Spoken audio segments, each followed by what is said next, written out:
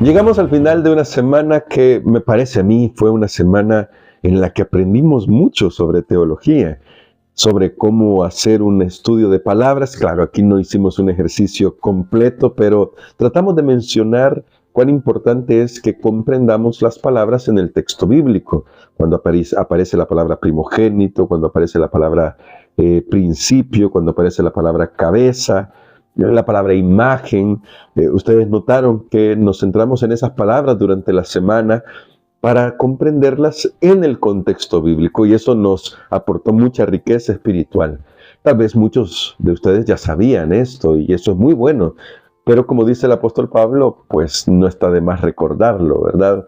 Para mí no es molesto repetir estas cosas, y es más, me ayudan para reforzar el conocimiento que hemos ido adquiriendo con los años. Y creo que quien ya sabe esto y lo escucha, pues le ayuda a reforzarse. Porque al estudiar la palabra siempre, como dijo el Señor Jesucristo, sacamos tesoros nuevos, pero también tesoros viejos. Esto es lo que nos permite seguir creciendo y fortaleciendo nuestra fe.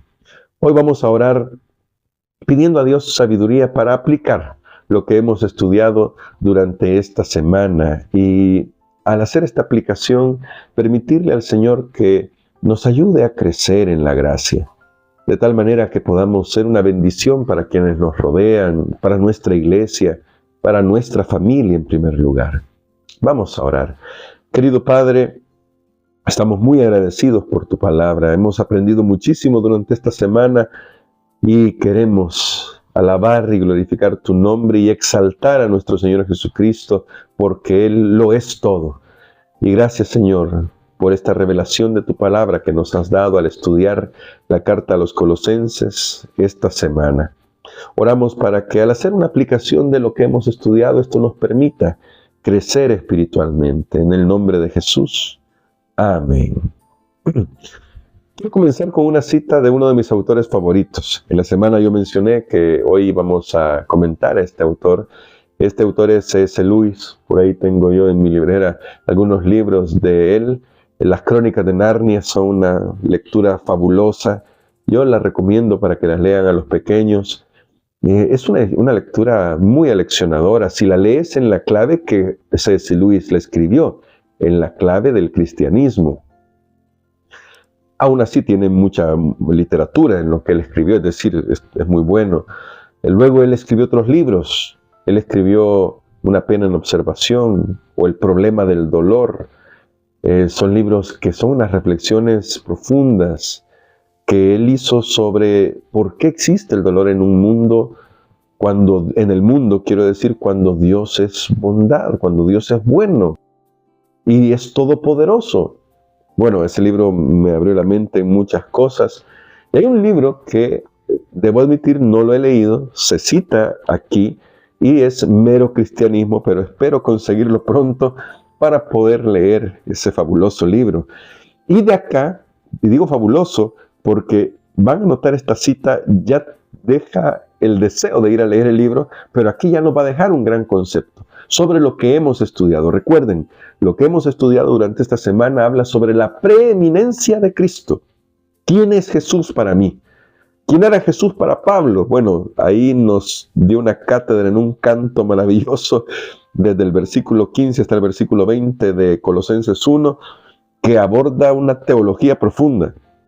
Bueno, C.S. Lewis dice lo siguiente aquí en el libro Mero Cristianismo: un hombre que fue meramente un hombre y que dijo las cosas que dijo Jesús, no sería un gran maestro moral, sería un lunático, o si no, sería el mismísimo demonio. Tienen que escoger: o ese hombre era y es el Hijo de Dios, o era un loco o algo mucho peor. Pueden hacerlo callar por necio, pueden escupirle y matarlo como si fuera un demonio, o pueden caer a sus pies y llamarlo Dios y Señor. Pero no salgamos ahora con insensateces paternalistas acerca de que fue un gran maestro moral. Él no nos dejó abierta esa posibilidad. Y me gusta esto porque, aunque yo lo he dicho en algunas ocasiones, sobre el hecho de que si Jesús no hubiera resucitado de la tumba, simplemente sería un gran maestro. Debo decir que en realidad, si hablamos de maestros del pensamiento e incluso de la moralidad, podríamos encontrar muy buenos ejemplos en toda la historia de la humanidad. Confucio, Aristóteles, solo por nombrar a dos que tengo en mente. Podríamos pensar, estos son grandes maestros, reflexionaron, pensaron, elaboraron sistemas filosóficos para ayudar a la gente que los leía a comprender. La ética Nicomano, por ejemplo, de Aristóteles es muy interesante. No voy a hacer un análisis de ella, la he leído, pero no la he reflexionado lo suficiente, así que no me meteré en ese terreno, pero lo que quiero destacar es que hay grandes maestros morales. Nosotros mismos en la historia reciente, si quisiéramos hablar de maestros morales, pudiéramos enlistar a personas que hicieron grandes contribuciones a la humanidad. Pero Jesús no vino para eso. Por mucho que sí nos dejó grandes lecciones morales, como este principio, haz a los demás lo que te gustaría que te hicieran a ti, y otros más, como las bienaventuranzas. Yo quiero que noten que, por ejemplo, las bienaventuranzas no tienen tanto el sentido de ayudarnos voy a decirlo de esta manera, espero que no se malentienda, pero no tienen tanto el sentido de crear un sistema moral. Más bien lo que están diciendo es que deberíamos vivir en una dimensión totalmente diferente de la que vive el mundo. Una dimensión que, humanamente hablando, no se puede lograr. ¿Cómo es que bienaventurados los pobres en espíritu, bienaventurados los que lloran, bienaventurados los mansos, yo quiero que noten lo que estoy diciendo. ¿Cómo es que eso puede ser una ventaja en el mundo en el que estamos viviendo? En este mundo esto no es una ventaja. Por eso Pablo en Filipenses tiene que explicarnos que nuestra ciudadanía no está aquí en la tierra, porque vivir esos principios no tienen sentido en este mundo. Y lo tengo que decir con claridad, porque no quisiera que se romantizaran las cosas. Yo quiero que veamos que en realidad Jesús nos estaba mostrando que hay una realidad superior, valga la redundancia con la palabra realidad. Hay una realidad superior. Hay algo más que este mundo. Deberíamos aspirar a vivir en esa atmósfera, porque un día ese mundo que ahora es solamente una promesa se va a hacer realidad, porque es una promesa hecha por Dios mismo a lo largo de su palabra. Así que sí, si yo me declaro seguidor de Jesús, debo reconocer que o era Dios o yo estoy siguiendo a un loco. Y yo creo, por lo que dice la palabra de Dios, que Jesús era Dios.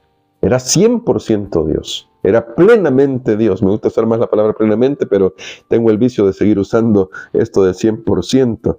Pero noten lo que ahora dice Elena de White en una cita que tenemos acá en nuestra lección.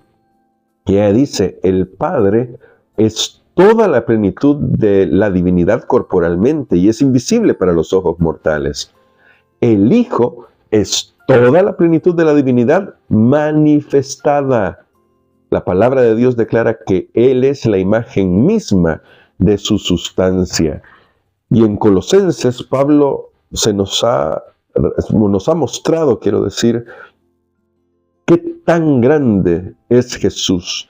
¿Y por qué es tan importante que nunca olvidemos eso? Porque estudiamos esta semana que Jesús es la plenitud de la divinidad, que Jesús es el principio de la creación, no el primero en ser creado, sino el originador de la creación, que Jesús está por sobre todos los tronos y principados, porque tiene toda la autoridad, porque Él es la cabeza, Cristo es la cabeza del cuerpo, es el primogénito de los muertos, porque su resurrección obtuvo la victoria sobre la muerte y garantiza la destrucción del pecado y de la muerte.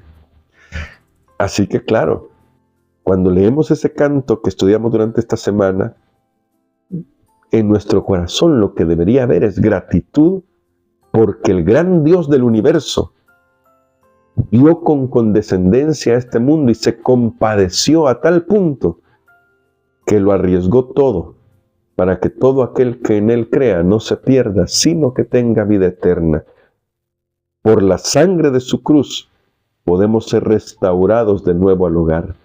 Por la sangre de su cruz podemos ser transformados ahora en nuestro carácter, en nuestro corazón y muy pronto físicamente, cuando este cuerpo mortal será vestido de inmortalidad, tanto para los que estemos vivos cuando Jesús venga, como para aquellos que descansan ya en la tumba, pero que serán resucitados con cuerpos glorificados para vivir para siempre con Jesús.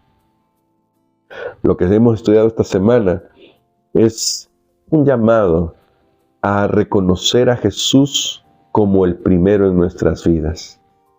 Porque aunque el apóstol Pablo ha exaltado la preeminencia de nuestro Salvador, al final la decisión de que Jesús sea lo primero y más importante en nuestra vida es solo nuestra. Así que yo quiero terminar nuestro estudio de esta semana leyendo todo el pasaje.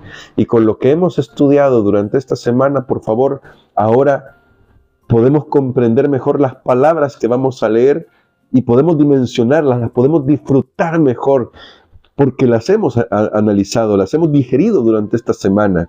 Claro, hemos ido pedacito por pedacito, si puedo decir, pero ahora lo vamos a leer como un todo. Y mientras lo leo, piensa en todo lo que Jesús ha hecho por nosotros, lo que ha hecho por ti. Yo pensaré en lo que ha hecho por mí. Pensemos en todo lo que significa que Jesús vino a este mundo. Pensemos mientras leemos este pasaje en cuán grande es su gloria, pero que lo dejó todo por ti y por mí, para venir a rescatarnos, para meterse al abismo de este mundo y rescatarnos desde ahí. Así que voy a leer desde el verso 15 hasta el verso 20, y luego de terminar esta lectura vamos a hacer una oración de gratitud, porque Cristo es todo para nosotros. Dice Colosenses capítulo 1, versos 15 al 20, Cristo es la imagen del Dios invisible, el primogénito de toda la creación, porque en Él fueron creadas todas las cosas, las que hay en los cielos y las que hay en la tierra, visibles e invisibles, sean tronos, sean dominios, sean principados, sean potestades. Todo fue creado por medio de Él y para Él. Y Él es antes que todas las cosas, y todas las cosas en Él subsisten. Él es también la cabeza del cuerpo que es la iglesia, y es el principio, el primogénito de entre los muertos, para que en todo tenga la preeminencia. Porque al Padre agradó que en Él habitara toda la plenitud, y por medio de Él reconciliar consigo todas las cosas, así las que están en la tierra como las que están en los cielos, haciendo la paz mediante la sangre de su cruz. Gloria a Dios. Padre, gracias por la excelencia de nuestro Señor Jesucristo. Ayúdanos a contemplarlo a Él y solamente a Él. Ayúdanos a contemplar su cruz para que nuestros corazones sean enternecidos por tu profundo amor. Pero también ayúdanos a contemplar la tumba vacía para que nuestra vida se viva con esperanza, porque Cristo derrotó la tumba, derrotó la muerte y derrotó al pecado. Perdónanos, te hemos fallado tantas veces. En nosotros no hay mérito alguno. No queremos más vernos a nosotros mismos. Queremos rendirte nuestro corazón para que tú lo transformes. Perdónanos, Señor, por defraudarte tanto. Perdónanos cuando no hemos cuidado de tu cuerpo, que es la iglesia. Pero hoy, ayúdanos a contemplarte a ti y mirándote a ti, a vivir para tu honra y tu gloria. Lo pedimos en Jesús. Amén.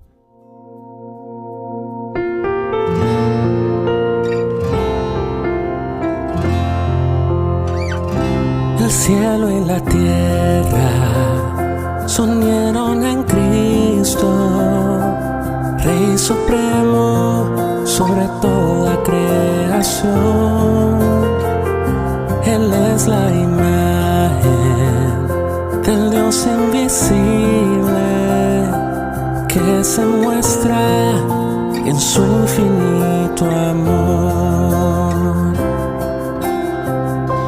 El cielo y la tierra se unieron en Cristo, Rey Supremo sobre toda creación. Él es la imagen del Dios invisible que se muestra en su infinito amor. Para mí el vivir es Jesús y el morir es ganancia. Soy completo en Jesús y en su amor tengo yo mi confianza.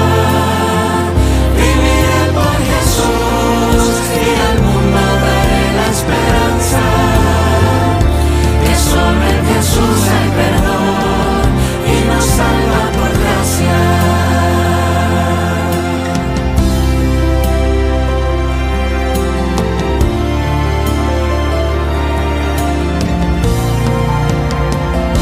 Somos su pueblo, Si somos su pueblo, unidos en Cristo, quien transforma todo nuestro corazón y en perfección Él nos perfecciona. hasta el día de nuestra redención. Para mí el vivir es Jesús y el morir es ganancia. Soy completo en Jesús y en su amor tengo yo mi confianza. Viviré por Jesús y al mundo daré la esperanza, que solo en Jesús hay perdón y nos salva por gracia. Para mí el vivir es Jesús y el morir es ganancia. Soy completo en Jesús y en su amor tengo yo mi confianza. Viviré por Jesús y al mundo daré la esperanza, que solo en Jesús hay perdón y nos salva por gracia. Que solo en Jesús hay perdón Y nos salva